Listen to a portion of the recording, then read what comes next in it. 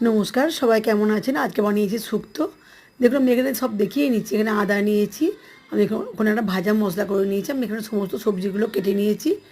আমি প্রথমে ভাজা মশলাটা ভেজে নেবো। এখানে আছে রাঁধুনি, সর্ষে আর পোস্ত ভেজে আমি ওটা গুঁড়িয়ে রেখেছি। এখানে বড়িটা আর উচ্ছেটা আমি ভেজে তুলে রাখছি।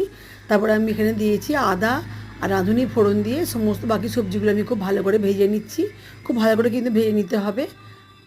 একটু বেশি করে দেবেন রাঁধুনি আর আদা। তারপর আমি দিয়ে দিলাম বেগুনটা, ডাঁটাটা, সজনে ডাঁটা ওইটা। এই দেখুন আমার ওখানে মোটামুটি হলুদ দিয়ে ওটা সেদ্ধ হয়ে গেছে জল দিয়ে। সেদ্ধ হওয়ার পর আমি দিলাম বড়ি আর উচ্ছে, ভাজা উচ্ছেটা। তারপরে আমি ভাজা মশলাটা ছড়িয়ে দিলাম আর একটু বেশি করে ঘি দিয়ে আমি এটা ঢেকে রেখে দেবো। খাবার সময় একদম গরম গরম সাথে করেছিলাম বেগুনি, আমি করেছিলাম ওটা পরিবেশন। একদম তৈরি আমার নর্মাল, একদম ঘরোয়াভাবে আমি শুক্তো করেছি। একদিন বানিয়ে খেতে পারেন। দুধ দিয়েও শুক্তো হয়, আমি দুধ দিয়েও করি। আজকে আমি এভাবে বানিয়েছি।